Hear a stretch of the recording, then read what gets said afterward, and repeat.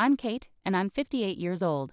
I work as a neurologist at a university hospital in France. Since my daughter is on a short study trip to America, I decided to take a long break. How many years has it been?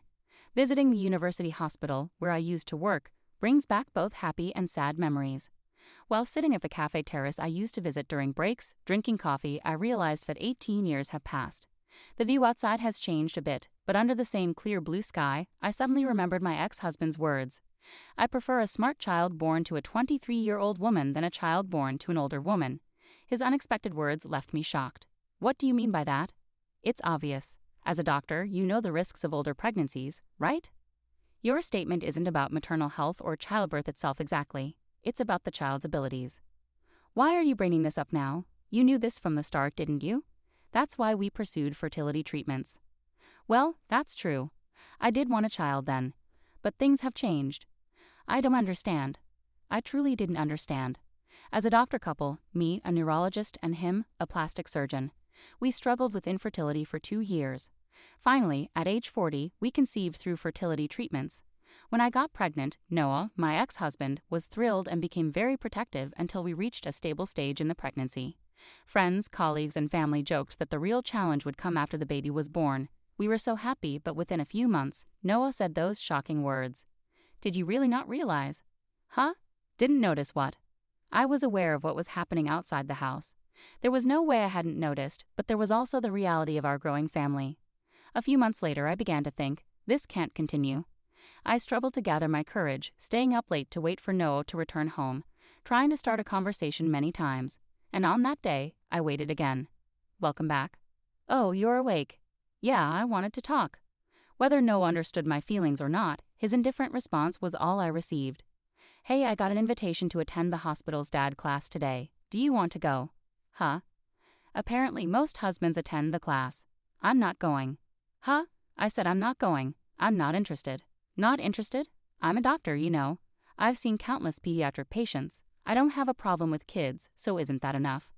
But raising our own child from infancy is completely different. Even though I'm a doctor, I have no idea about childbirth or parenting. It's beyond what I can imagine. That's your perspective. Mine is different. I'm fine, so I'm not going. End of discussion. Noah remained uninterested and exerted pressure, but I lacked the courage to continue. One of my colleagues mentioned she saw him. Cheating? She saw you recently in the city, arm in arm with a young girl, happily shopping in a department store. Oh, really? Was that person stalking me or something? No, she just happened to be there and saw you. But she decided to gossip and used the word cheating. If it's untrue, that's slander, right? Huh? That's not the point. That's exactly the point. You realize I'm being suspected, right? It's a story where no one knows if it's true or not. So is it a lie? Well, my clinic focuses on beauty treatments, so it mostly employs young women. Women can be competitive with each other, you know? To keep them happy, I offer meals, shopping, and relaxation to recognize their hard work at a popular clinic. So you're doing the same with other staff, not just the person my colleague saw. You could say that. So you're neglecting our family for that? Kate, think about this. Without those girls, the clinic wouldn't succeed. They contribute to our income, right? So, thanks to them, we can maintain our household. Calling it neglect seems a bit harsh, don't you think? Noah smirked as he spoke, making valid points but also saying hurtful things. What's relaxation anyway? Is it code for hotel escapades? My colleague mentioned seeing him entering a hotel with a woman. It's a hotel Noah often uses for business dinners. When I heard that, I felt it was damning, but I couldn't bring myself to say it out loud. Maybe Noah had been hiding such activities since the early days of the clinic, focusing less on home once the money started coming in. After that, he seemed to hide less, spending less time at home. We're back to that initial suspicion. One day, as soon as he came home, he called out to my bedroom. Come here. I opened the door to find a flashy young woman sitting on the sofa, smiling faintly. Ah, is she the woman my colleague mentioned? My muttering caught Noah's attention immediately. So this girl here is going to be my official wife from now on, and she's already pregnant. I see. So what happens to me? Divorce, obviously. You can't just divorce me so easily. Easy or not, I have to take responsibility for this child. And what about your responsibility to me? Money, money. I'll give you more than enough. There will be a divorce settlement anyway. I could even give some money to that unborn child. It's coming from your old-fashioned womb. I'll provide enough to cover any shortfalls, so just hurry up, sign it, and disappear. With that, a pre-filled divorce form was placed on the table in front of me. The woman smirked, muttering disgusting under her breath as she looked at me. Being in the same space as these people was unbearable, and above all, I realized that Noah could no longer be considered my husband. From there, things moved quickly. We agreed to involve lawyers and decided that I would hold onto the divorce form. I couldn't bear to live in the same house with him anymore. So I quickly packed my essentials into a suitcase and left the house. 18 years later, returning to America, I never expected a chance encounter. Lost in thought, I noticed a figure approaching nearby. Just as I turned to look, I heard a voice I never wanted to hear again. Kate. It was Noah. It's been a while. Unable to ignore the greeting, I replied calmly. As he approached, he chuckled and spoke again. So you're back from France with your tail between your legs? You went to France, right? Feeling the pressure and came back to rely on your alma mater. His mocking smile revealed his true nature, leaving a sinking feeling in my stomach. Just a regular homecoming. My child had things to do in America, so we're here together today. So that child from back then, I see. Why are you here together? Is that child sick or something? His words left me stunned. I prefer a smart child born to a 23-year-old woman than a child born to an older woman. Noah's hurtful words echoed in my mind, and my heart sank once again as I struggled to respond. Footsteps approached from behind. Mom, who is he? Grace's voice brought me back to the present. She looked at Noah cautiously, and upon seeing her, Noah glanced at me suspiciously. Smirking, I said to him, "This is Grace, my daughter, and biologically, yours too." My words left Noah wide-eyed in shock. It wasn't surprising. Grace was tall, beautiful, and carried herself with elegance. Plus, if Noah had been keeping tabs, he might have heard the rumors about her. Carefully choosing his words, Noah asked me, "Wait, could she be Grace from the surgical research lab?" Bingo, Grace is here for a temporary stint in the surgical research lab. Noah was speechless, and I couldn't help but laugh. The child he had abandoned before birth had grown into an exceptional medical student after 18 years. Moreover, Noah had assumed that a child born from an older pregnancy would be less capable or have health issues. He could never have imagined that she would become such a talented young woman. Surprised, aren't you? The woman you discarded, who you used to criticize about her age during pregnancy, has turned out like this. And Grace is even skipping grades. She's a second-year medical student at just 18. She's already graduated from university. I couldn't help but smile at Noah's clueless reaction. Don't you know about the education system in France? Shut up. With all your knowledge, I thought you'd be aware. Noah reluctantly apologized, biting his lip. His pride was immense. Even in our marriage, he would bristle at any criticism from me. Now approaching 60, it seemed little had changed. Quietly, I continued, Grace graduated from high school at 15 and college at 17. She's worked so hard, despite me being a single parent. She's an exceptional daughter, both inside and out. She's my pride and joy. I beamed proudly, but Noah, clearly frustrated, threw out a statement that demanded attention. You must have used your authority as a doctor to pull strings, right? Maybe you're even a professor over there. With that kind of power, you could manipulate anything. High school, college, even medical school. But don't think I'm like you. Is that so? Is that your version? Sending your child to low-ranking high schools, struggling to get into any university, let alone dental school. You probably managed to finagle your child into some countryside medical school, right? How did you find out? I ran into someone who knew you from junior high and high school. Heard quite a bit. Caught off guard, Noah seemed desperate to know who it was. Who was it? He asked eagerly, almost childlike. Annoyed, I ignored him and took a sip of the coffee in front of me. Its familiar taste eased my troubled heart a little. One of the hospitals affiliated with the university where Grace was accepted is managed by an American. He seemed eager for me to start working at the university hospital right away, but I was pregnant at the time. So he suggested I teach at the university and work part-time at the clinic. It turns out he knew about my situation and asked about Noah. I didn't know him personally, but he mentioned hearing about me and my husband. I've heard rumors too about how being wealthy lets you push people around or play games with others. Noah's family were countryside landowners, wealthy and influential. As an only child, he fit the stereotype of a typical rich kid who could do as he pleased. Who told you all this? Tell me. It doesn't matter who it was. Your reputation precedes you, right? Your behavior has been talked about among your peers and acquaintances, who said it doesn't change the truth. To silence him from further protests, I added firmly, that person warned me that I was being used. At first, I didn't understand, but after listening carefully, it all became clear. You, coming from the countryside, and me, living in the city. When we first met at our new workplace, I didn't know anything about your background. That ignorance was convenient for you, wasn't it? So you figured it out. Yeah, that's right. We were both new at work, and I had just moved from the countryside where no one knew me. You, being new too, didn't know about my troubled past or my character. You were convenient for me. What's wrong with that? Finally, Noah admitted it, and I confronted him directly. But that's not all, is it? Huh? You wanted a talented child, a child who could compensate for your own insecurities, right? So you wanted me. No, you wanted my position in genetics, didn't you? You desired my successful career in genetics, which are the opposite of yours, didn't you? What do you mean by opposite? Don't say foolish things in front of the child. No, you shouldn't speak that way in front of our child. Even after admitting everything, he tried to protect his pride. His petty behavior disgusted me.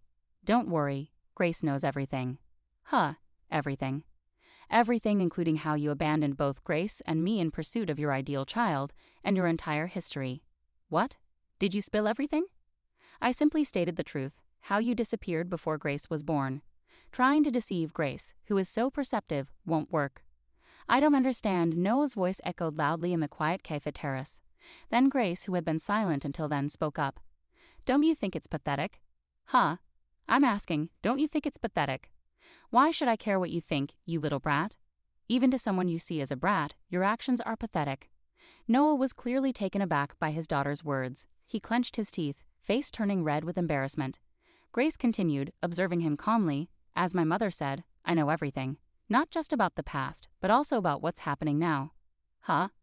I never expected you to beg the professor who's looking after me. I also heard the clinic went bankrupt. What? Due to repeated failures in plastic surgeries, a decline in customers, embezzlement, and failed investments. It probably all began 18 years ago. How dare you say such things? It started when you abandoned my mother and chose someone else. Or perhaps it started when you started making easy money at the clinic and got involved with someone blinded by money. Their presence turned you into a greedy monster and led to your downfall. Grace's words struck Noah hard, making his face even redder and his lips tremble. Why don't you admit it? You're a terrible person, someone who ruins lives. Isn't this just karma catching up with you? Can't you see that? Wait, what? You think I ruin lives? Because of our breakup, Kate became a professor in France, and now you're going to medical school at 18. It's all because of me, isn't it? What? Are you kidding me? Grace's voice remained steady and clear. It's not because of you, that's just how things turned out. Sure, the divorce might have been a trigger, but my acceptance into university right after was the result of my mother's hard work up until then. And my effort to attend medical school early is also because of her constant support. She's always been someone who works hard and cares for others, and that's why good things come to her. But for someone who easily discards others and ends up ruining their workplace, there's a sad reality waiting where they'll have to rely on their dwindling pride. I saw a new side of Grace in that moment. While we've had heated discussions before due to differences, I'd never seen her raise her voice or express anger towards someone. Though I've had my moments of heightened emotion, quietly absorbing feedback from others, including Grace herself, I never expected her to see me that way or have those thoughts. Yet even faced with Grace's undeniable reasoning, Noah struggled to control his emotions. What? You wouldn't even exist if it weren't for me. Everything is thanks to me, right? How can you say that to your own child? I intervened, my voice tinged with anger and sadness. It's okay, Mom. It doesn't bother me. I'm grateful for being born, but technically, it's thanks to my grandparents who supported you all those years. Noah clearly hadn't expected his parents to be brought into the discussion. He froze, his expression stunned. I kept in touch with your parents even after we separated, and they've shown concern for Grace. But you wouldn't know that because you cut ties with them after our divorce. What? You're still in contact with my parents? Did you manipulate them against me to gain allies? No, Noah. Your grandparents disowned you because you cheated on me and remarried. You barely graduated from medical school with financial help, struggled to attain your medical license after numerous private lessons, and barely held a mediocre position at a general hospital after an additional year under senior doctors' shadows. Unable to accept this due to your pride, you convinced your parents to open a cosmetic clinic for you. However, you became enamored with the plastic surgery trend, resumed womanizing during your residency, and started hiring based on your personal interests. It became a harem-like environment, culminating in impregnating a nurse over 2 decades younger, abandoning your family, and ultimately causing the collapse of the clinic built by your parents. What more could your grandparents possibly do for you?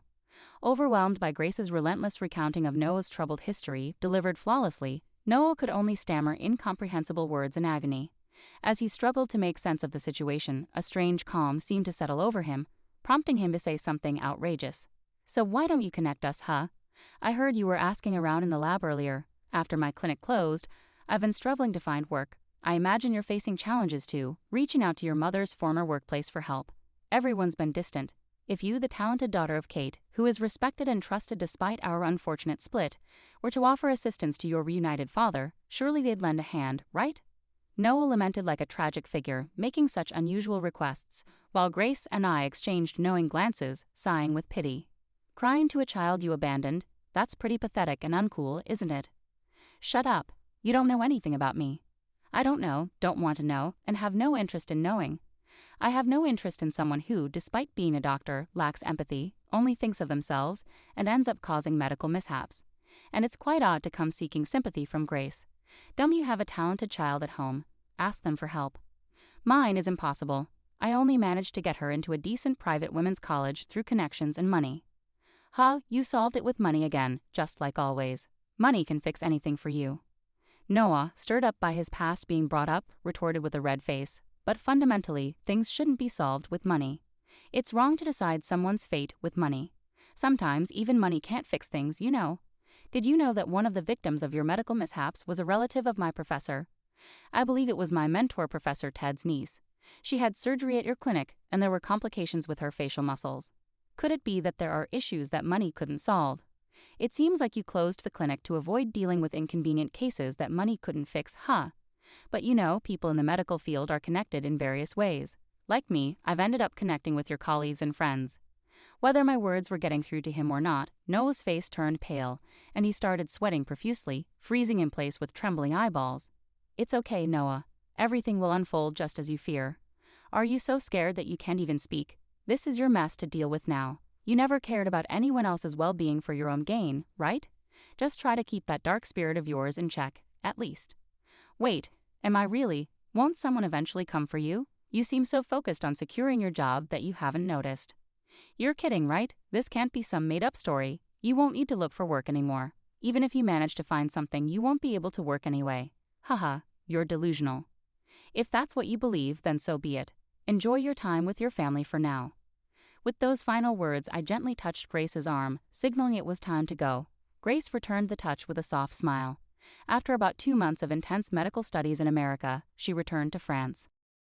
America was amazing. The food was delicious, people were kind, professors and seniors were respectful, and the discussions were fascinating. I might consider returning to America in the future. Grace seemed to have gained new perspectives and emotions from her deep immersion in American culture during her study abroad, unlike her occasional visits before. That's great to hear. Let me know if you need anything. I should also thank the professors. Sure, I'll keep that in mind, Grace replied, wrinkling her nose at a sweet French juice she hadn't tasted in a while. Oh, by the way, did he get caught? Yay. During Grace's time studying abroad, Noah was arrested. The scandal surrounding his failed cosmetic clinic, which resulted in multiple medical mishaps involving staff members, dominated headlines on American news and variety shows daily. Grace must have been aware of it all. Grace returned from her studies with unexpected outcomes. Now 18, she has always been mature and hardworking.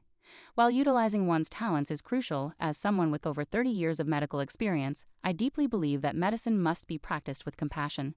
Medicine is about improving lives, and people are at the heart of it all.